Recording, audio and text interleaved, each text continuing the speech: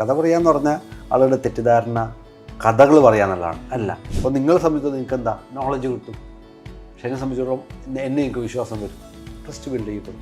ഞങ്ങൾ ചോദിച്ചു എന്തിനാണ് ഈ പ്രോഗ്രാം അറ്റൻഡ് ചെയ്ത ഉദ്ദേശം എന്ന് ചോദിച്ചപ്പോൾ എൻ്റെ കുട്ടിക്ക് കഥ പറഞ്ഞു കൊടുക്കാൻ. ഇയാൾ വീട്ടിലേക്ക് വിളിച്ചിട്ട് എല്ലാ ദിവസവും കുട്ടികൾക്ക് കഥ പറഞ്ഞു കൊടുക്കും. അതോടെ അതിൻ്റെ ചേഞ്ച് കാണാം, ഭയങ്കര അറ്റാച്ച്മെൻറ്റ് ഫീൽ ചെയ്യുന്നുണ്ട്. ഇതിൽ പന്നിയാവണോ പശുവാവണോ എന്നുള്ള ചോദ്യത്തിൽ ഞാൻ രണ്ടും ആവണമെന്നാണ് പറയാം. ജീവിച്ചിരിക്കുമ്പോൾ പശു ആവുക, മരിച്ചാൽ പന്നിയാകും. നമ്മൾ സെയിം ടൈമിലാണ് ഞങ്ങൾ രണ്ടുപേരും നമ്മൾ സെയിം വേവിൽ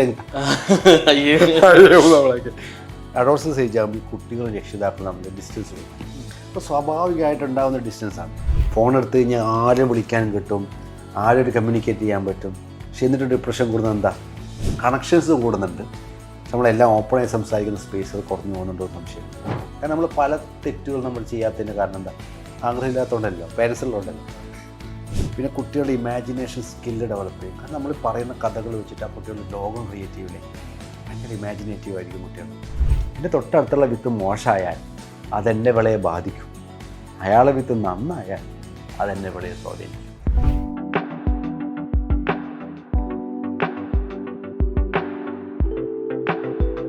കഥകളിലൂടെ മലയാളികളുടെ മനസ്സിലേക്ക് കയറി പറ്റിയ ഒരാളാണ് ഇന്ന് എൻ്റെ കൂടെയുള്ളത്. നിസാർ പൊട്ടോ, നമസ്കാരം. നമസ്കാരം. നിസാർക്ക ഒരുപാട് കഥകൾ പറഞ്ഞ് മലയാളികളുടെ മനസ്സിലേക്ക് കയറിയ ഒരാളാണ്. അപ്പോൾ നിസാർക്ക് എങ്ങനെയാണ് ശരിക്ക് കഥ പറയാൻ തുടങ്ങിയത്? കഥ പറയാൻ കാരണം കോവിഡാണ്. ട്രെയിനിങ് ആയിരുന്നു എൻ്റെ പ്രൊഫഷൻ.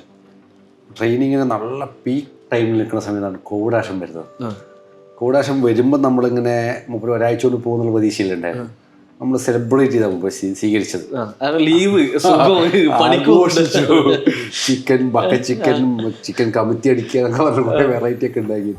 ചെങ്ങായി ഒരാഴ്ച കഴിഞ്ഞ് രണ്ടാഴ്ച ആയിട്ട് പോകുന്നില്ലല്ലോ. അപ്പോൾ നമ്മുടെ സേവിങ്സ് മെല്ലെ മെല്ലെ കുറഞ്ഞു വരും. അപ്പോൾ അത് സംതിങ് ഡിഫറെൻ്റ് ആയിട്ട് ചെയ്യണം. ആ സമയത്ത് ഓൺലൈൻ ട്രെയിനിങ്ങിൻ്റെ സമയമാണ്. പക്ഷെ അന്ന് ട്രെയിനിങ് ഫ്രീ ആയിരുന്നു.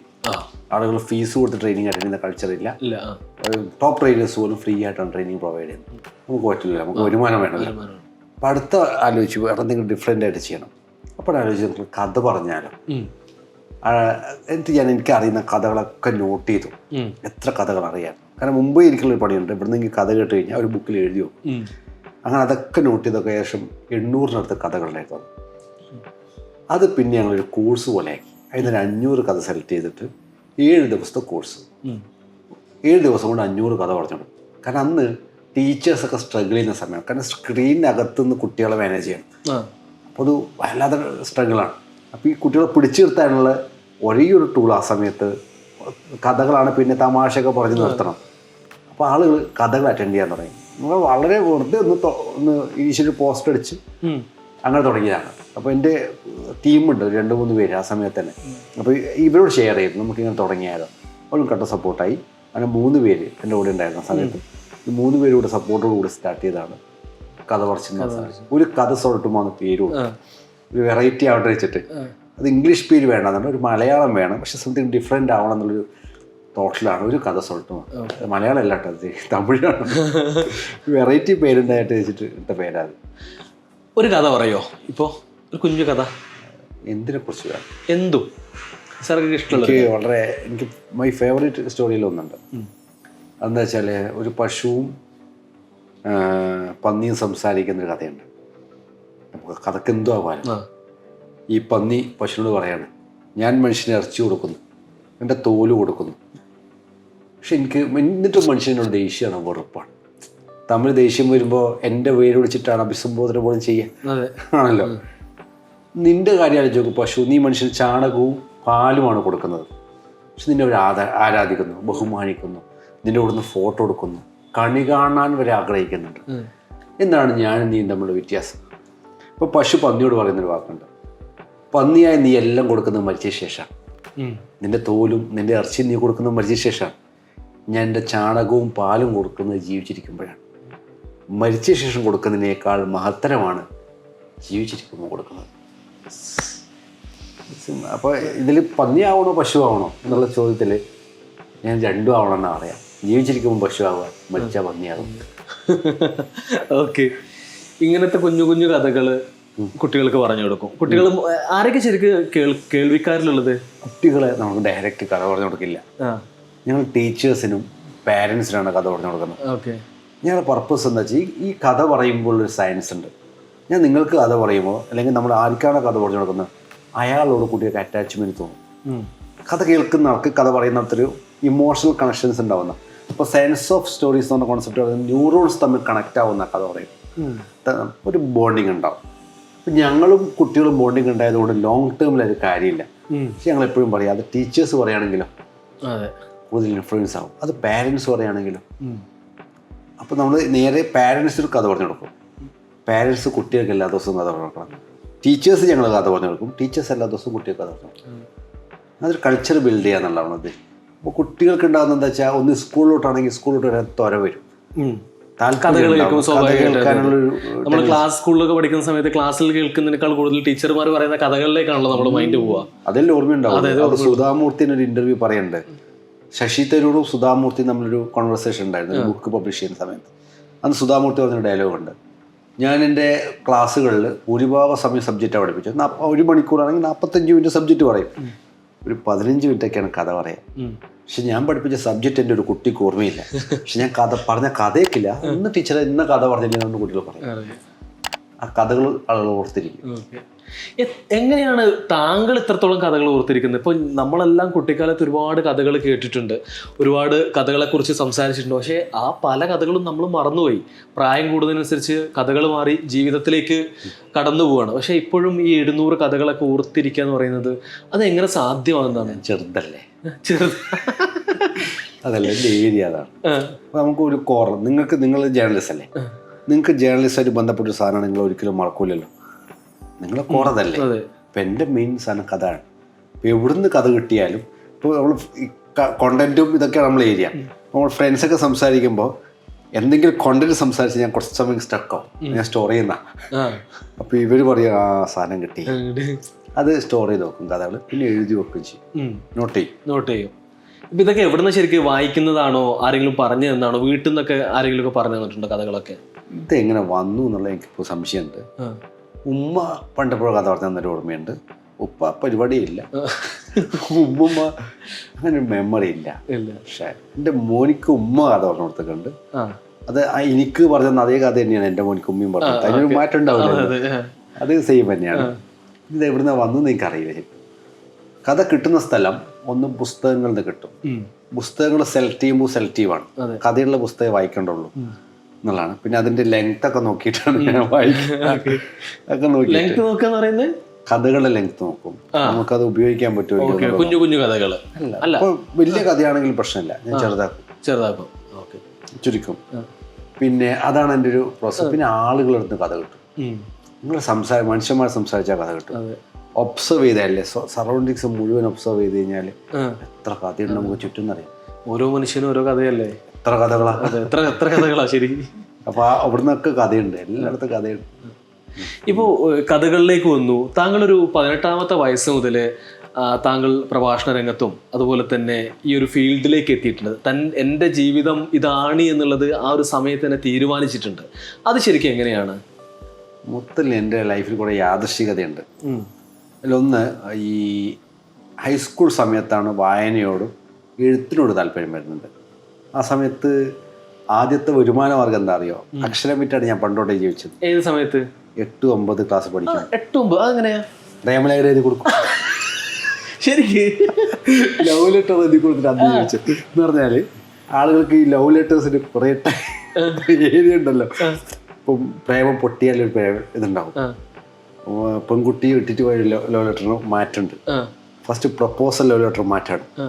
അങ്ങനെ ആളുകൾ വന്നിട്ട് ആളുടെ തീം പറയും, എന്നിട്ട് സിറ്റുവേഷൻ പറയും, എന്നിട്ട് ലവ് ലെറ്റർ എഴുതി കൊടുക്കും. അന്ന് 2 രൂപയാണ് ഒരു ലവ് ലെറ്റർ ഞാൻ ചാർജ് ചെയ്തല്ലോ. അതിലേതെങ്കിലും പ്രണയങ്ങൾ പിന്നീട് സക്സസ് ആയിട്ടുണ്ടോ? അവിടെ തന്നെ പൊട്ടിപ്പോകും.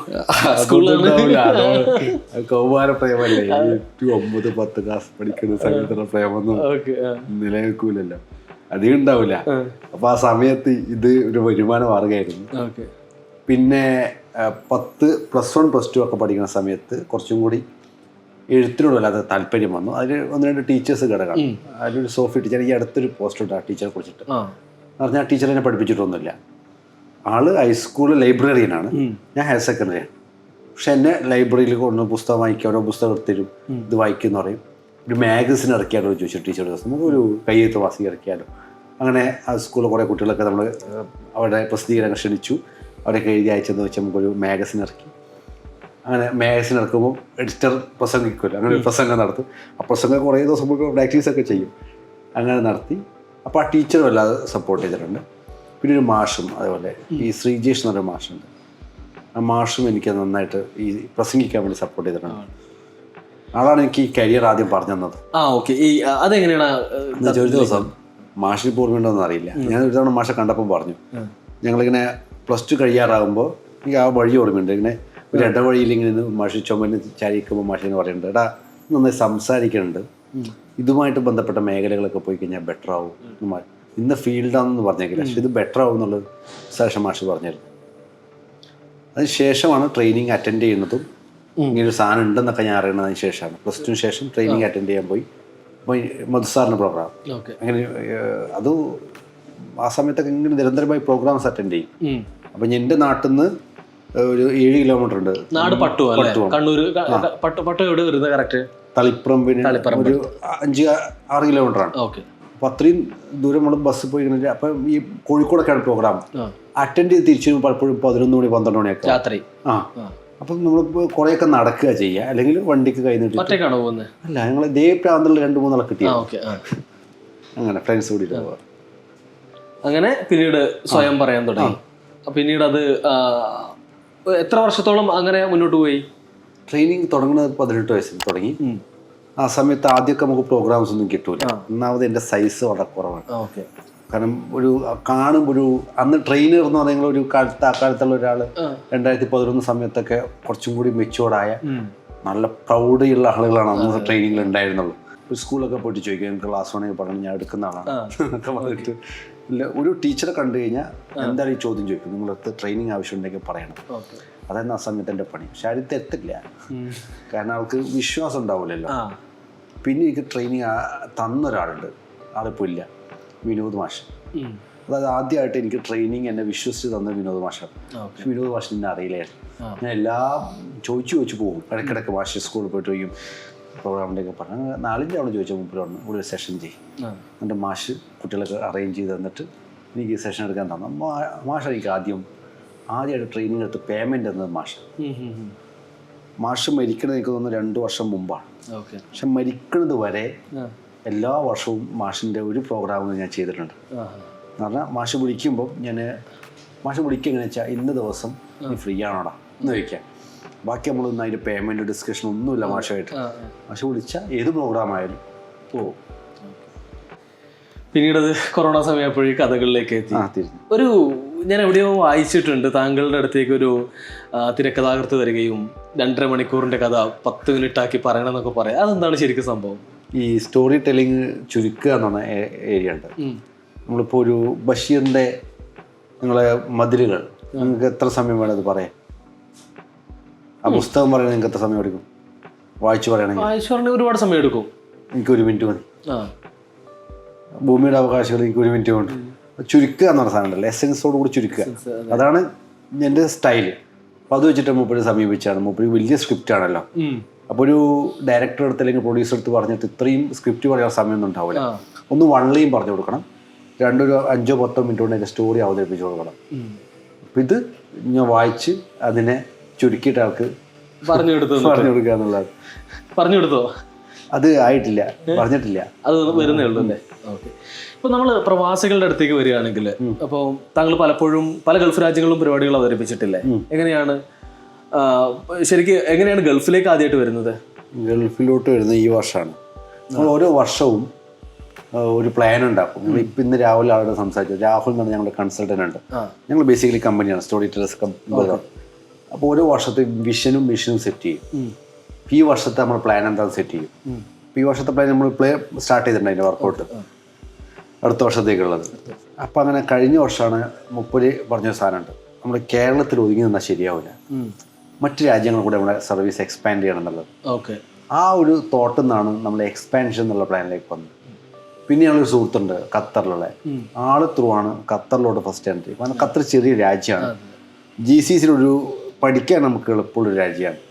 പക്ഷെ ആ സമയത്ത് നമുക്ക് കുറേ ഇവൻറ്റ് ഗ്രൂപ്പുകളുടെ ഒക്കെ ഓഫർ വന്നിരുന്നു. പക്ഷെ അതെന്താ വെച്ചാൽ പോവുക, ഇവന്റ് ചെയ്യുക, മടങ്ങുക എന്നേ പറ്റുള്ളൂ. പക്ഷെ ഇത് നമ്മൾ കുറച്ച് ദിവസം അവിടെ നിന്ന് അവിടുത്തെ കൾച്ചർ പഠിച്ച് അവിടുത്തെ രീതികൾ പഠിച്ച ശേഷമാണ് ചെയ്തത്. ഓക്കെ. ഇപ്പോൾ സ്റ്റോറി ടെല്ലേഴ്സ് ക്ലബിനെ കുറിച്ചിട്ട് പറഞ്ഞു. അത് ശരിക്കും എങ്ങനെയാണ് അങ്ങനെ ഒരു ക്ലബ്ബ് വരുന്നത്? എന്താണ് അതിൻ്റെ ഒരു സ്വഭാവം? കഥകളെ സജീവമാക്കുക എന്നുള്ളതാണ്. എല്ലാത്തിലും കഥയുണ്ട്. പാരൻസ് കുട്ടികൾക്ക് കഥ പറഞ്ഞു കൊടുക്കണം, ടീച്ചേഴ്സ് കഥ പറഞ്ഞു കൊടുക്കണം.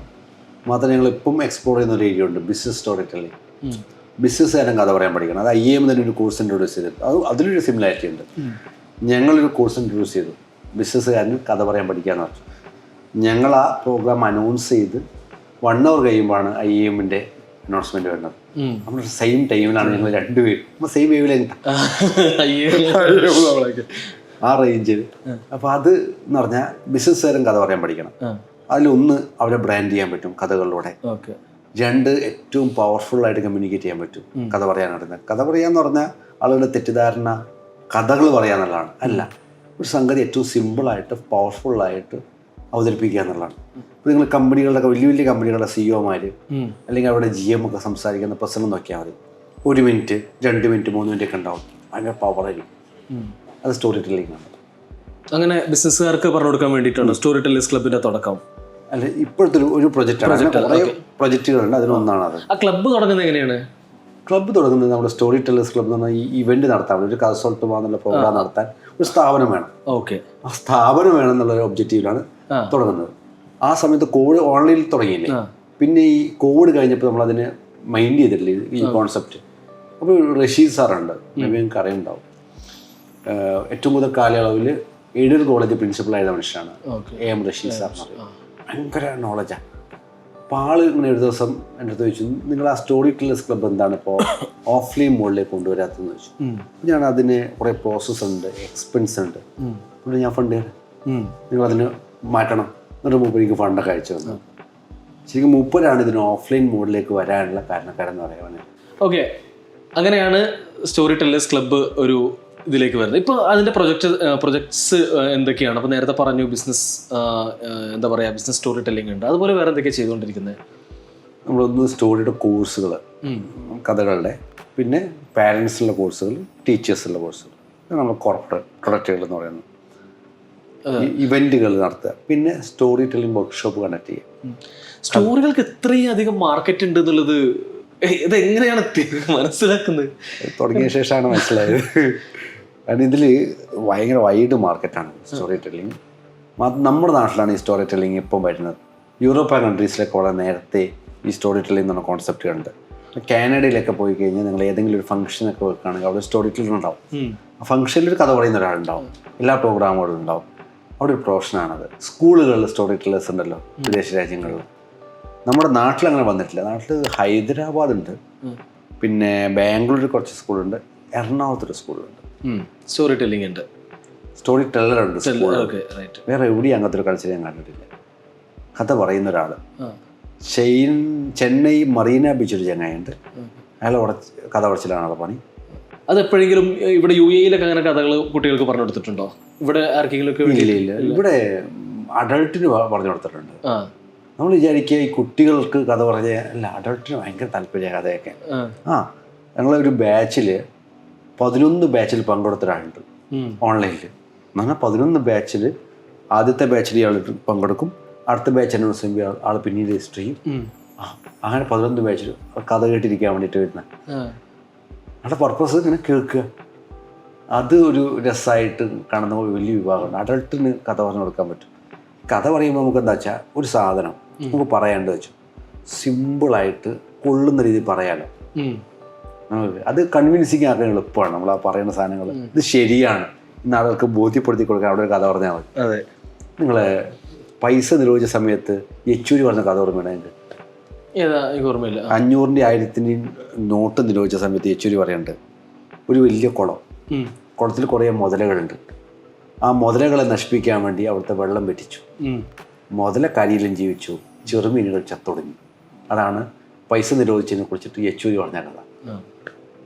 അതിൻ്റെ ഇമ്പാക്റ്റ് കറക്റ്റ്. ചെറിയ കഥയാണ്, പക്ഷെ കഥയിൽ കൃത്യമായിട്ടുണ്ട് അതിൻ്റെ ഇമ്പാക്റ്റ് എന്താണെന്നുള്ളത്. അതുപോലെ ഇപ്പം ഒരുപാട് കഥകൾ പറയുന്ന ആളാണല്ലോ. യെച്ചൂരിൻ്റെ കഥ പറഞ്ഞു. ഇതുപോലെ നല്ലപോലെ കഥ പറയുന്ന രാഷ്ട്രീയക്കാരൊക്കെയാണ്, അങ്ങനെ ശ്രദ്ധിക്കാറുണ്ടോ രാഷ്ട്രീയം പറയുന്ന സമയത്ത്? അല്ലെങ്കിൽ ഫിലിം സ്റ്റാർസ്, ഇവരൊക്കെ ആരെങ്കിലും കഥ പറയുന്നത് നല്ല ഏറ്റവും ഇഷ്ടപ്പെട്ട അങ്ങനത്തെ ഏതെങ്കിലും കഥാകാരന്മാരുണ്ടോ? സ്റ്റോറി ടെല്ലിങ്ങിൽ പൊളിറ്റീഷ്യൻസ് ഞാൻ അങ്ങനെ വല്ലാതെ ഒബ്സർവ് ചെയ്തിട്ടില്ല. ഓക്കെ. പക്ഷെ അവരുടെ ഒരു സ്പോണ്ടേനിറ്റി ശ്രദ്ധിക്കാറുണ്ട്. എനിക്ക് E.K. നായനാരുടെ സ്പോണ്ടേനിറ്റി ഭയങ്കര ഇഷ്ടം. ആള് ഭയങ്കര സ്പോണ്ടേനിയസ് ആയിട്ട് ഹ്യൂമർ പറയും. അതേപോലെ C.H. മുഹമ്മദ് കോയ നന്നായിട്ട് ഹ്യൂമർ സെൻസുള്ള നല്ല പൊളിറ്റീഷ്യൻസ് ആയിട്ട് തോന്നിയിട്ടുണ്ട്. അങ്ങനെയല്ലാതെ അവരെ കഥ പറച്ചിൽ ഞാൻ വല്ലാതെ ഒബ്സർവ് ചെയ്തിട്ടില്ല. സിനിമ എന്ന് പറഞ്ഞ സ്റ്റോറി ടെല്ലിംഗ് ആണ്. അതെ. അപ്പോൾ അത് എല്ലാ ഡയറക്ടറും പറയുന്നത് കഥ പറച്ചിൽ തന്നെയാണ്. അതിൽ ഒരു നടീനടന്മാർ നല്ലപോലെ കഥ, ഇപ്പം പലരും പറയാറുണ്ട് KPSC ലളിതയുടെ നരേഷൻ ഭയങ്കര രസമാണെന്ന് പറഞ്ഞിട്ട്, നമ്മൾ നമ്മുടെ ഉള്ളിലേക്ക് അത് കൊണ്ടുവരും. ഇന്നസെന്റ് ഒക്കെയാണ്. ഇന്നസെന്റ് ക്യാൻസർ വാർഡിൽ ചിരിയില്ല, ഇത് രസമായിട്ടാണ് അതിൻ്റെ ചില സിറ്റുവേഷൻ ഒക്കെ പറയുന്നത്. അത് ഭയങ്കര രസമായിട്ട് തോന്നുന്നുണ്ട്. കാരണം ചില ഈ ടെസ്റ്റ് ചെയ്തിട്ട് വൈഫിന് ക്യാൻസർ മാറി എന്ന് പറയുമ്പോൾ പൈസ നഷ്ടമായി എന്ന് പറയുന്ന സാധനമാണ്. അതിൽ ഏറ്റവും എനിക്ക് ഇഷ്ടപ്പെട്ടൊരു സാധനമുണ്ട്. ഈ എക്സാക്റ്റ് എന്താ വെച്ചാൽ ഇവരിങ്ങനെ വരികയാണ് എവിടുന്നോ, ഏതോ യാത്ര കഴിയുമ്പോൾ എന്തെങ്കിലും പ്രാർത്ഥിക്കാത്തെന്ന് ചോദിക്കുമ്പോൾ ഇന്നസെന്റ് പറയുന്നുണ്ട്, ദൈവത്തിന് ഇഷ്ടമുള്ളവരെ നേരത്തെ വിളിക്കും, അതുകൊണ്ടാണ് ഞാൻ പ്രാർത്ഥിക്കാത്തതെന്ന് പറയുന്നത്. പിന്നെ അടുത്ത കുരിശെത്തിയപ്പോൾ വൈഫും പ്രാർത്ഥിച്ചിട്ട് നേരത്തെ പോയാലെന്ന് വിചാരിച്ചിട്ട് എന്ന് പറയുന്നത്. ഇപ്പോൾ പ്രവാസികളുടെ കാര്യം നമ്മൾ പറഞ്ഞു. ഇപ്പോൾ പ്രവാസികൾ കഥ കേൾക്കാൻ വരാറുണ്ട്. എന്താണ് പ്രവാസികൾക്ക് കേൾക്കേണ്ട കഥകൾ? പ്രവാസികളടുത്ത് ഞങ്ങൾ പ്ലാൻ ചെയ്തൊരു പ്രൊജക്റ്റ് എന്താ പറയുക, ഒന്ന് എല്ലാ ദിവസവും ഈ പ്രവാസികൾക്കുള്ള 2 ഗ്യാപ്പ് ഞങ്ങൾ കണ്ടെത്തിയത്, ഇവിടെ അച്ഛൻ താമസിക്കുകയും കുട്ടികൾ നാട്ടിലാവുകയും ചെയ്യുന്നൊരു പ്രവാസികളുണ്ട്. അവർക്ക് എപ്പോഴും ഒരു കമ്മ്യൂണിക്കേഷൻ ഗ്യാപ്പ് കാണുന്നുണ്ട്. ഒരു വലിയ ഭൂരിപക്ഷത്തിനുണ്ട്, ന്യൂനപക്ഷത്തിനില്ല. എന്നാൽ ഇവർ വീട്ടിലേക്ക് വിളിച്ചു കഴിഞ്ഞാൽ മക്കളോട് ചോദിക്കാൻ അധികം ചോദ്യങ്ങൾ ഉണ്ടാവില്ല. അവർക്ക് എവിടെയാ, നിസ്കോ പോയിനാ, വന്നിട്ടില്ല, ഉഷാറില്ല മോനെ, കഴിഞ്ഞു. അതിനപ്പുറത്തെ കമ്മ്യൂണിക്കേഷൻ പൊതുവെ നടക്കില്ല. ഇവർ വർഷത്തിൽ 1 മാസമാണ് ഇവർ നാട്ടിലുണ്ടാവുക. ആ നാട്ടിൽ വന്നു കഴിഞ്ഞാൽ ആദ്യത്തെ ഒരാഴ്ച നാട്ടിൽ വന്നതിൻ്റെ തിരക്ക്, അവസാനത്തെ ഒരാഴ്ച തിരിച്ചു പോകുന്നതിൻ്റെ തിരക്ക്, പിന്നെ ഒരു 14 ദിവസം. അത് വളരെ ചെറിയ ടൈമാണ് ഇവർ മക്കളുമായിട്ട് സ്പെൻഡ് ചെയ്യുന്നത്. അതുകൊണ്ട് ഈ രക്ഷിതാവിനോട് കുട്ടികൾക്കുള്ള അറ്റാച്ച്മെൻറ്റ് കമ്പാരിറ്റീവ് ഒരു കുറവാണ്. അതിൻ്റെ ഒരു ഫ്രണ്ട് പറഞ്ഞൊരു അനുഭവമുണ്ട്. മൂപ്പരെ ഫാദർ 30 വർഷം ഗൾഫിലുണ്ടായിരുന്നതാണ്. ഇപ്പോൾ മൂപ്പര് നാട്ടിൽ സെറ്റിലാണ്. പക്ഷെ ഒരു അറ്റാച്ച്മെൻറ്റ് തോന്നുന്നില്ല. കാരണം ആ കാലത്ത് ഇവർ തമ്മിലധികം സംസാരിച്ചിട്ടില്ല. ഇപ്പോൾ ഞങ്ങളൊരു ബാച്ച് ഒരു തവണ ഒരാൾ അറ്റൻഡ് ചെയ്ത്, ഈ സൗദിയിലൊരു ഞങ്ങൾ അറ്റൻഡ് ചെയ്തു. ഞങ്ങൾ ചോദിച്ചു എന്തിനാണ് ഈ പ്രോഗ്രാം അറ്റൻഡ് ചെയ്ത ഉദ്ദേശം എന്ന് ചോദിച്ചപ്പോൾ എൻ്റെ കുട്ടിക്ക് കഥ പറഞ്ഞു കൊടുക്കാനാണ്. ഇയാൾ വീട്ടിലേക്ക് വിളിച്ചിട്ട് എല്ലാ ദിവസവും കുട്ടികൾക്ക് കഥ പറഞ്ഞു കൊടുക്കും. അവരോട് അതിൻ്റെ ചേഞ്ച് കാണാം, ഭയങ്കര അറ്റാച്ച്മെൻറ്റ് ഫീൽ ചെയ്യുന്നുണ്ട്. എല്ലാ ദിവസവും വൈകുന്നേരം രക്ഷിതാവ് വീട്ടിലേക്ക് വിളിക്കുക, കുഞ്ഞുറങ്ങുന്ന സമയത്ത് ഇവിടെ നിന്ന് ഓൺലൈനായിട്ടൊരു കഥ ഫോണിലൂടെ കുട്ടിക്ക് കുറച്ച് കൊടുക്കുക, എന്നിട്ട് ആ കഥ കേട്ട് കുട്ടി പറഞ്ഞു. ആ ഒരു അടുത്തുള്ളൊരു ഫീൽ കിട്ടും. അതാണ് ഞങ്ങൾക്കൊരു അജണ്ട ഉണ്ടായത്. 2 ഇവിടെ തന്നെയുള്ള കുട്ടികൾ, ഇവിടെ താമസിക്കുന്ന കുട്ടികൾക്ക് എക്സ്പോഷർ കമ്പാരിറ്റീവ്ലി നാട്ടിനെ അപേക്ഷിച്ച് നോക്കുമ്പോൾ കുറവാണ്. നമ്മൾ കാണാത്ത ലോകത്തെ കാണിക്കാൻ പറ്റുന്നതാണ് കഥകൾ. അപ്പോൾ ഈ കഥകളുടെ ഒരു പരിചയമില്ലാത്ത കുറേ മേഖലകളും കുറേ മനുഷ്യരെയും നമുക്ക് എന്ത് ചെയ്യാൻ പറ്റും, കുട്ടികൾക്ക് കാണിച്ചു കൊടുക്കാൻ പറ്റും. എനിക്ക് മനസ്സിലായെന്ന് തോന്നുന്നു. അതെ അതെ അതെ. അതുപോലെ തന്നെ പ്രവാസികളിൽ പലരും നേരിടുന്നൊരു പ്രശ്നമാണ് ഒറ്റപ്പെടലുകൾ. പ്രത്യേകിച്ച് ഒറ്റയ്ക്ക് ഇവിടെ താമസിക്കുന്ന ബാച്ചിലേഴ്സ് ആയിട്ട് നിൽക്കുന്ന ആളുകൾ ഒരുപാട് ഒറ്റപ്പെടലുകൾ നേരിടാറുണ്ട്. റൂമിൽ ആളുണ്ടെന്ന് പറഞ്ഞാലും കുടുംബവുമായിട്ടുള്ളൊരു ആ ഒരു പ്രശ്നം ഒരുപാടുണ്ട്. അപ്പോൾ അതൊക്കെ അങ്ങനെയുള്ള ആളുകളൊക്കെ അടുത്ത് വരാറുണ്ടോ നിങ്ങളുടെ അടുത്തേക്ക്?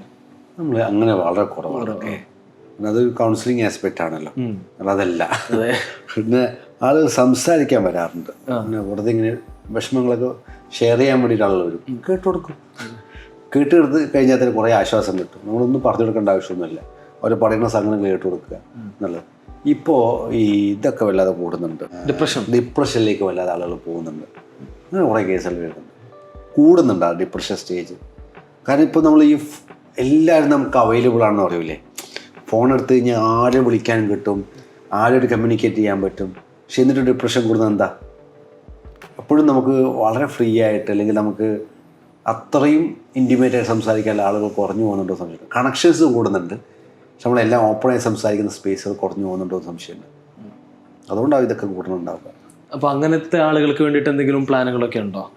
ഇല്ല, ഞങ്ങൾ ഏരിയ അല്ല. ഇല്ല, ഞങ്ങൾ വളരെ സ്പെസിഫിക് ആണ് ഇന്ന് സാധനങ്ങൾ. അപ്പുറത്ത് ബിസിനസ്സുകാർക്ക് ഇപ്പോൾ എന്തൊക്കെ ചെയ്തു കൊടുക്കാൻ പറ്റും? ബിസിനസ് കമ്മ്യൂണിക്കേഷൻസ്, അതുപോലെ പേഴ്സണൽ ബ്രാൻഡിങ്, ഇതിലൊക്കെ എന്തൊക്കെയാണ് ചെയ്തുകൊണ്ടിരിക്കുന്നത്? ബ്രാൻഡിങ് എന്ന് പറഞ്ഞാൽ ട്രസ്റ്റ് ബിൽഡിംഗ് ആണ്. ഈ ആളെ വിശ്വസിക്കാൻ പറ്റും എന്ന് ആളുകൾക്ക് ബോധ്യപ്പെടുത്തി കൊടുക്കുന്നതാണ് ട്രസ്റ്റ് ബിൽഡ് ചെയ്യുന്നത്. ട്രസ്റ്റ് ഉണ്ടെങ്കിലല്ലേ നമുക്ക് കാണിച്ചു കൊടുക്കാൻ പറ്റുള്ളൂ. അപ്പോൾ അതിൽ എങ്ങനെ ബിൽഡ് ചെയ്യാന്ന് വെച്ച് കഴിഞ്ഞാൽ ആ മേഖലയിൽ അയാളുടെ നോളജ്, അയാളുടെ എക്സ്പീരിയൻസ് ഷെയർ ചെയ്യും. അത് ഷെയർ ചെയ്യുമ്പോൾ ആളുകൾക്ക് ട്രസ്റ്റ് വരും. അപ്പോൾ ഞാനൊരു ഇന്ന മേഖലയിൽ ഞാൻ എക്സ്പീരിയൻസ്ഡാണ്, അല്ലെങ്കിൽ എനിക്ക് നല്ല നോളജ് ഉണ്ട്, അത് ഞാൻ നിങ്ങൾക്ക് ഷെയർ ചെയ്ത് തരാണ്. അപ്പോൾ നിങ്ങളെ സംബന്ധിച്ചിടത്തോളം നിങ്ങൾക്ക് എന്താ നോളജ് കിട്ടും, പക്ഷേ എന്നെ സംബന്ധിച്ചിടത്തോളം എന്നെ എനിക്ക് വിശ്വാസം വരും, ട്രസ്റ്റ് ബിൽഡ് ചെയ്യപ്പെടും. അതാണ് ഇതിൽ ബ്രാൻഡിങ്. അതിൽ ബ്രാൻഡിങ് തന്നെ കുറേ സെഗ്മെൻ്റ് ഉണ്ട്. ഞങ്ങൾ പിന്നെയും നിഷാണ്. ഞങ്ങൾക്കൊരു പ്രത്യേകത, ആർക്കും മനസ്സിലാവാത്ത പരിപാടി നമ്മൾ സ്റ്റാർട്ട് ചെയ്യും. കഥ പറച്ചിൽ ആ സമയത്ത് ആരും ഉണ്ടായില്ലല്ലോ. അതേപോലെ ഇത് കണ്ടന്റ് നർച്ചറിങ് എന്ന് പറഞ്ഞൊരു സ്പെഷ്യലൈസേഷൻ ഉണ്ട്. എന്ന് പറഞ്ഞാൽ ഒരാളെടുത്തുള്ള ആശയങ്ങൾ പരമാവധി അയാളെ കൊണ്ട് പറയിപ്പിക്കുക, പുറത്തെത്തിക്കുക, അയാളുടെ എക്സ്പീരിയൻസുകൾ, ഇതൊക്കെ അത് നർച്ചർ ചെയ്തെടുത്തിട്ട് അതിൽ നിന്ന് ഏറ്റവും നല്ല സംഗതികൾ ഔട്ട് വിടുക. അപ്പോൾ ഞങ്ങളവിടെ ഒരു 3 മണിക്കൂർ ഒരാളോട് സംസാരിക്കാൻ കിട്ടിക്കഴിഞ്ഞാൽ എനിക്ക് അയാളെന്ന് നമുക്ക് റീല് പറയുകയാണെങ്കിൽ ഒരു 20 to 30 റീലിലെ സ്ഥലങ്ങൾ അയാളെ ഷെയർ ചെയ്യിപ്പിക്കാൻ പറ്റും. അതുപോലെ തന്നെ ഇപ്പം കഥ പറയാന്ന് പറയുന്നത്, ഇപ്പം പൊതുവെ ആളുകളെ സംബന്ധിച്ച് കുറേ നേരം സംസാരിക്കുന്നത് കേട്ട് നിന്ന് കഴിഞ്ഞാൽ അവൻ സംസാരിച്ച് മടുപ്പിക്കും, കൊല്ലുമെന്ന് പറയും. ഇതില്ലാതാക്കാൻ വേണ്ടിയിട്ട് എന്താണ് ചെയ്യുന്നത് കഥകളിൽ? കഥകൾ ഇമോഷൻസ് ചേഞ്ച് ചെയ്യണം. സെയിം ഇമോഷനിൽ കുറേ നേരം പോയാലാണ് ബോറടിക്കുക. ആ ഇമോഷൻസ് മാറ്റിക്കൊണ്ടിരിക്കണം, ചേഞ്ച് ചെയ്തെടുക്കാം. അപ്പോൾ പല ഇമോഷൻസ് കൊടുക്കാൻ പറ്റും. ഒരു കഥ കൊണ്ട് ഒരാളെ സങ്കടപ്പെടുത്താൻ പറ്റും, ഒരു കഥ കൊണ്ട് ആളെ ചിരിപ്പിക്കാൻ പറ്റും. രണ്ടും കഥകൾ കൊണ്ട് പറ്റും. ഇനി ചിന്തിപ്പിക്കാൻ പറ്റില്ല കഥകൾ കൊണ്ട് പറ്റും. അപ്പോൾ ഇത് നമ്മൾ ചില സാധനങ്ങളൊക്കെ ഇട്ട് കഴിഞ്ഞാൽ നമ്മൾ സ്റ്റക്കായി പോകും. അത് ഒരു സംഘടനയെ കുറിച്ചൊരു കഥയുണ്ട്. അത് ഒരു വൈഫ് പ്രസവിക്കില്ലെന്ന് തീരുമാനിച്ചു. ഇപ്പോൾ ഭയങ്കര വിഷമല്ലേ, ഭർത്താവിനെങ്കിൽ ഒരു കുഞ്ഞിക്കാല് കാണുന്നത് ഭയങ്കര ആഗ്രഹം. എങ്ങനെ കൺവിൻസ് ചെയ്യാൻ നോക്കിയിട്ടും പറ്റണില്ല. അവസാനം കുറേ ആളത്തെ അഭിപ്രായം ചോദിച്ചു, കൗൺസിലിങ്ങിനെ കൊണ്ടുപോയി. പക്ഷേ വൈഫ് കൺവിൻസ്ഡ് ആവുന്നില്ല. അതൊരു മുതിർന്നൊരു മനുഷ്യൻ സംഘടന ഉണ്ടാക്കാൻ പറ. വൈഫിനോട് പ്രസവിക്കൂല തീരുമാനിച്ച ആളുകളെ സംഘടിപ്പിച്ചിട്ട് ഒരു സംഘടന ഉണ്ടാക്കാൻ പറഞ്ഞ് ഞങ്ങൾ പ്രശ്നമൊക്കെ തീരുന്നു. അങ്ങനെ ആ സംഘടന ഉണ്ടാക്കി പ്രശ്നം തീർന്നു. കാരണം സംഘടന ഉണ്ടാക്കിയ ശേഷം വൈഫിൻ്റെ ചിന്ത ഈ സംഘടന എന്നെ മെച്ചപ്പെടുത്തണം എന്നാണ്. പ്രസവിക്കൂല എന്നുള്ളത് മറന്നുപോയി. ഇത് ഇങ്ങനെയല്ലേ പല സംഘടന ഇപ്പോൾ റിയാലിറ്റിയാണ് കഥകളിലൂടെ പറയുമ്പോൾ. ഓക്കെ, തീർച്ചയായിട്ടും ജീവിതത്തിൽ ഇതുപോലെ തന്നെ ഒരുപാട് ആളുകൾക്ക് മാറ്റം കൊണ്ടുവരാൻ കഥകളും സാധിച്ചിട്ടുണ്ടോ? അങ്ങനെ എന്തെങ്കിലും എക്സ്പീരിയൻസ് ഉണ്ടോ? പറഞ്ഞു കേട്ടിട്ടുണ്ടോ? ആളുകൾ ട്രാൻസ്ഫോം ചെയ്തിട്ടുണ്ട് കഥകൾ. എന്നാണ് എനിക്ക് ഏറ്റവും ആളുകൾ ഫീഡ്ബാക്ക് ഉണ്ടാക്കിയ സംഗതി വെച്ചാൽ, നിങ്ങൾ ഈ പാരൻസുമായിട്ട് ബന്ധപ്പെട്ട കഥകൾ പറയും. രക്ഷിതാവ്, അമ്മയെക്കുറിച്ചോ അച്ഛനെക്കുറിച്ചൊക്കെ നമ്മളൊരു സമയം കഴിഞ്ഞ കുട്ടികൾ മറന്നുപോയി. പ്രത്യേകിച്ച് ഈ അഡോൾസൻസ് ഏജ് ആകുമ്പോൾ ഞങ്ങളൊരു പ്രൊജക്റ്റ് തന്നെയുണ്ട് അങ്ങനെ, ഫാമിലി വിസിറ്റ് എന്ന് പറഞ്ഞിട്ട്. അഡോൾസൻസ് ഏജ് ആകുമ്പോൾ ഈ കുട്ടികളും രക്ഷിതാക്കളും തമ്മിൽ ഡിസ്റ്റൻസ് വരും. അപ്പോൾ സ്വാഭാവികമായിട്ടുണ്ടാകുന്ന ഡിസ്റ്റൻസാണ്. അപ്പോൾ ഈ ഡിസ്റ്റൻസ് വരുമ്പോൾ ഇവർ തമ്മിൽ കൂട്ടിച്ചേർക്കാൻ പറ്റിയാണ്ടല്ലോ ഭയങ്കര രസമായിരിക്കും. കാരണം നമ്മൾ പല തെറ്റുകൾ നമ്മൾ ചെയ്യാത്തതിന് കാരണം എന്താ? ആഗ്രഹമില്ലാത്തതുകൊണ്ടല്ലോ, പേരൻസുള്ളതുകൊണ്ടല്ലോ. ആ ഒരു അറ്റാച്ച്മെൻ്റ് ഉള്ളതുകൊണ്ട് അമ്മ ആ ഒരു വിഷമം കൊണ്ട് ചെയ്യാത്തതുണ്ടോ? അപ്പോൾ ഈ അറ്റാച്ച്മെൻറ്റ് ഉണ്ടാക്കി നന്നോ? അങ്ങനെ ഞങ്ങൾ എപ്പോഴും കഥ സെഷനിൽ ഒരു ടൈമിൽ ഞങ്ങൾ ഇത് പറയും, അമ്മയെക്കുറിച്ചോ അച്ഛനെക്കുറിച്ചൊക്കെ പറയും. അപ്പോൾ ചില കൂടെ അത് കരയും. അങ്ങനെ അവർക്ക് ആ ഫീൽ ചെയ്യുന്നതുകൊണ്ടാണല്ലോ കരയുന്നത്, ആ ഇമോഷൻസ് വരുന്നത് കൊണ്ടാണ്. അപ്പോൾ അതിൽ ഒരാൾ പറഞ്ഞൊരു അനുഭവമുണ്ട്. ആൾ വീട്ടിൽ മറ്റേ ചില്ലൊക്കെ അടിച്ചു പൊളിച്ചിട്ടുണ്ട് അമ്മയുടെ ദേഷ്യം വെച്ചിട്ട്. കഴിഞ്ഞ ഈ ലാസ്റ്റ് മൂപ്പർക്ക് ജോബ് കിട്ടിയിട്ട് മൂപ്പർ ജോബിന് പോകാത്തതിൻ്റെ കാരണം ഇപ്പോൾ 2 സിസ്റ്റേഴ്സും ബ്രദേഴ്സൊക്കെ ഓൾറെഡി പുറത്താണുള്ളത്. ഇയാൾ പോയി കഴിഞ്ഞാൽ അമ്മ ഒറ്റക്കാവും. അതുകൊണ്ട് ഞാൻ ആ ജോലിക്ക് പോകില്ല എന്നാണ് ആൾ. അന്ന് ആ സെഷൻ കഴിഞ്ഞിട്ട് ആൾ ഇതുവരെയായിട്ട് അമ്മയോട് ദേഷ്യപ്പെട്ടില്ല എന്നത് പറഞ്ഞു. 8 വർഷത്തോളം മുമ്പ് ആ സെഷൻ ചെയ്തു. ഇത്രയും കാലമായിട്ട് ആൾ അത് കണ്ടിന്യൂ ചെയ്യുന്നുണ്ട്. അപ്പോൾ അത് ഒരു ഇമ്പാക്ട്. ചില ഏതെങ്കിലും ഒരു മൂമെൻറ്റിൽ നമുക്ക് വല്ലാതെ കണക്റ്റ് ആവും. ആ നമ്മൾ പറയുന്നതും അയാളുടെ ലൈഫും തമ്മിലൊരു സിങ്ക് ആവാനത്. അത് ഭയങ്കര ട്രാൻസ്ഫോർമേഷൻ ഉണ്ടാകും ആളുകൾ. ഒരുപാട് സന്തോഷം ഇത്രയും പറഞ്ഞതിന്. ഒരു കഥ കൂടെ പറഞ്ഞിട്ട് നമുക്ക് അവസാനിപ്പിക്കാം. ഒരു കഥയാണ്. നിങ്ങൾ എന്തിൻ്റെ കഥ എനിക്ക് വേണം? എന്ത് കഥയും എന്തും ഏരിയ പറ. ഒരു എല്ലാവർക്കും ഒരു പ്രചോദനമാവുന്നൊരു കഥ, ജീവിതത്തിൽ ഇനിയും ഇനിയും മുന്നോട്ട് പോകണം. ഇല്ല, ഈ കുട്ടികൾക്ക് കഥ പറഞ്ഞു കൊടുക്കുക എന്നുള്ളൊരു കൾച്ചർ പറയാനുണ്ട്. അതെന്താണെന്നറിയോ? അതൊന്നും പറയട്ടെ. പറഞ്ഞു. കുട്ടികളൊന്ന് ക്രിയേറ്റിവിറ്റി ഡെവലപ്പ് ചെയ്യും, കുട്ടികളുടെ ഇമാജിനേഷൻ സ്കില്ല് ഡെവലപ്പ് ചെയ്യും, നോളജ് കൂട്ടും, അറ്റൻഷൻ സ്പാനില്ലേ അത് വർദ്ധിക്കും. ഇതൊക്കെ കൊണ്ടാണ് കുട്ടികൾക്ക് കഥ പറഞ്ഞു കൊടുക്കണം എന്ന് പറയുന്നത്. S1000 എന്ന് പറഞ്ഞ പുസ്തകമുണ്ട് ആഫീസ് സാറിൻ്റെ, NP ആഫീസ്. അപ്പോൾ ആഫീസ് സാർ ആ പുസ്തകത്തെ കുറിച്ച് പറയുന്നത് എന്താ വെച്ചാൽ, ആളുടെ മകൾക്ക് പറഞ്ഞു കൊടുത്ത കഥകളാണ് ആ പുസ്തകം. ഇപ്പോൾ ഓരോ ദിവസവും കഥയുടെ ലെങ്ത് കൂട്ടി കൊണ്ടുവരും. ആദ്യത്തെ ദിവസം 1 മിനിറ്റ് പറയും, രണ്ടാമത്തെ 1 മിനിറ്റ് 10 സെക്കൻഡ് ആക്കും. രാവിലെ എണീച്ച് ചോദിക്കും ഇന്നലെ എന്താ പറഞ്ഞു, മകൾ തിരിച്ചു പറഞ്ഞു കൊടുക്കും. അങ്ങനെ ആ കുട്ടിയുടെ അറ്റൻഷൻ സ്പാനും ഇപ്പോൾ കഥകൾ കൊണ്ട് കൂട്ടിയെന്നാറ്. അപ്പോൾ അറ്റൻഷൻ സ്പാൻ കൂട്ടാൻ പറ്റും. പിന്നെ കുട്ടികളുടെ ഇമാജിനേഷൻ സ്കില്ല് ഡെവലപ്പ് ചെയ്യും. കാരണം നമ്മൾ പറയുന്ന കഥകൾ വെച്ചിട്ട് ആ കുട്ടികളുടെ ലോകം ക്രിയേറ്റ് ചെയ്യൂലേ, ഭയങ്കര ഇമാജിനേറ്റീവ് ആയിരിക്കും കുട്ടികൾ. മുന്നോട്ടുള്ള വാല്യൂസ് ഡെവലപ്പ് ചെയ്യാൻ പറ്റും. ഇതിൽ നമുക്കൊരു ലൈഫ് എക്സാമ്പിൾ ഉണ്ട്. വാല്യൂസ് കൂട്ടിയാൽ ഞങ്ങൾ ഈ പ്രൊജക്റ്റ് ഒരു പഞ്ചായത്തിൽ, വടകര ഒരു പഞ്ചായത്തിൽ ഇംപ്ലിമെൻറ്റ് ചെയ്തു. ഒരു സ്കൂളിലെ ടീച്ചർ പറഞ്ഞ എക്സ്പീരിയൻസ്, എല്ലാ ദിവസവും വേസ്റ്റ് ബോക്സ് നിറയെ ഫുഡായിരിക്കും. അപ്പോൾ ടീച്ചർ എന്ത് ചെയ്തു, അടുത്ത 5 ദിവസവും കണ്ടിന്യൂസ് വിശപ്പുമായിട്ട് ബന്ധപ്പെട്ട കഥകളാണ് പറഞ്ഞു കൊടുത്തത്. 6ാമത്തെ ദിവസം വേസ്റ്റ് ബോക്സ് കാലിയായിരുന്നു. ഒരു കുട്ടി പോലും ഫുഡ് വേസ്റ്റ് ആക്കിയില്ല. എന്നിട്ട് ടീച്ചർ പറഞ്ഞത് എന്താ വെച്ചാൽ, ഈ കുട്ടികൾ തന്നെ ഇനീഷ്യേറ്റീവ് എടുത്തിട്ട് കോഴിക്കോടുള്ള തെരുവിൻ്റെ മക്കൾക്ക് ഭക്ഷണം കൊണ്ട് കൊടുത്തു. കുട്ടികൾ പറഞ്ഞാൽ ഒരുപാട് പേര് അവിടെയൊക്കെ വിഷം നടക്കുന്നുണ്ട്, അവർക്ക് ഭക്ഷണം കൊണ്ട് കൊടുക്കണമെന്നുണ്ട്. അത്രയും ട്രാൻസ്ഫോർമേഷൻ കുട്ടികൾക്ക് കഥകളിലൂടെ ഉണ്ടാക്കാൻ പറ്റും. ഞാൻ എൻ്റെ 3 കഥ പറഞ്ഞു കൊടുക്കുക എല്ലാ ദിവസവും. 3 കഥയാണ് ഡെയിലി അവർക്ക് പറഞ്ഞു കൊടുക്കുക. അത് മെർജ് ചെയ്യാൻ നോക്കിയാൽ സമ്മതിക്കൂല. നമ്മൾ ഈ ഫ്രഷ് കഥ വേണം. ഇപ്പം ഏതെങ്കിലും ഒരു കഥയിൽ നിന്ന് പകുതിയും മറ്റേ കഥ പകുതി നമ്മൾ എടുക്കൂലേ, അങ്ങനെയല്ലേ നമ്മളെ കഥ പറച്ചില്ലേ. ഈ പകുതി വരുമ്പോൾ ഇത് വേറെ പറഞ്ഞിട്ടുണ്ടല്ലോ, ഇത് ഇന്ന കഥയല്ലേ, മാറ്റുണ്ടല്ലോ, ഇത് വേറെ കഥയൊക്കെ വേണ്ടത്, നീ ഫ്രഷ് എടുക്കണം. ടാസ്ക്കാണത്. പക്ഷെ അതിങ്ങനെ പറഞ്ഞു കൊടുക്കുമ്പോൾ എനിക്ക് ഭയങ്കര ഹാപ്പിയാണ്. കാരണം അവന് ഇപ്പം ഈ ലാസ്റ്റ് ബുക്ക് എടുത്തിട്ട് വരും. എന്നിട്ട് ഈ ബുക്കിലൊരു കഥ പറഞ്ഞിട്ടുണ്ടോ ചോദിക്കുക. ലാസ്റ്റ് അവൻ ചോദിച്ച ബുക്ക് ഏതറിയാം, ഹൈമോദ ഭൂമി. പക്ഷെ ഹിമാലയം കാണാൻ പോയ കഥ ഞാൻ അവർക്ക് പറഞ്ഞു കൊടുത്തു. ഹിമാലയം കാണാൻ പോകുമ്പോൾ കുറേ എക്സ്പീരിയൻസ് ഒക്കെ ഇങ്ങനെ ഷെയർ ചെയ്തിട്ടുണ്ട്. അതെന്ന് വെച്ചാൽ അങ്ങനത്തെ എൻ്റെ ആഗ്രഹം അവന് കുറേ യാത്ര ചെയ്യണമെന്നാണ്. അപ്പോൾ ഹിമാലയമായിട്ട് ബന്ധപ്പെട്ട സാധനങ്ങളൊക്കെ ചിലപ്പോൾ മേ ബി ഒരു യാത്രക്കാരനായാലും ഉള്ളത്. അപ്പോൾ അങ്ങനെ നമുക്ക് ഉദ്ദേശിക്കുന്ന സാധനങ്ങളായിട്ട് ബന്ധപ്പെട്ട് ഇൻഫ്ലുവൻസ് ചെയ്യുന്ന കഥകൾ കുട്ടിക്ക് പറഞ്ഞു കൊടുത്താൽ ബെറ്റർ ആവും. ഇൻസ്പയർ ചെയ്യാൻ വേണ്ടിയിട്ട് ജെയിംസ് ബോർഡുടെ പരാഗണം എന്ന് പറഞ്ഞ കഥയുണ്ട്. എല്ലാ വർഷവും മികച്ച കർഷകനുള്ള ദേശീയ അവാർഡ് കിട്ടുന്ന കൃഷിക്കാരൻ, അയാളെ ഇൻ്റർവ്യൂ ചെയ്യാൻ പോകുന്ന മാധ്യമപ്രവർത്തകൻ.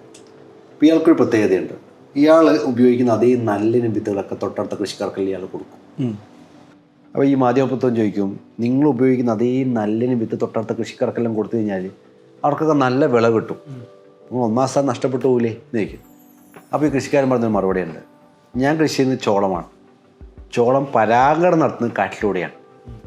എൻ്റെ തൊട്ടടുത്തുള്ള വിത്ത് മോശമായാൽ അതെൻ്റെ വിളയെ ബാധിക്കും, അയാളെ വിത്ത് നന്നായാൽ അതെൻ്റെ വിളയെ സ്വാധീനിക്കും. നമ്മുടെ കൂടെയുള്ള മെച്ചപ്പെടാൻ ഗുണമുണ്ടാവും, കൂടെയുള്ള നശിച്ചാൽ നഷ്ടമാണ്. അതെ. എന്തായാലും ഒരുപാട് സന്തോഷം. ഇനിയും ഒരുപാട് കഥകൾ പറയട്ടെ, പുതിയ സംവിധാനങ്ങൾ കൊണ്ടുവരാൻ കഴിയട്ടെ എന്ന് ആശംസിക്കുകയാണ്. All the best. Thank you.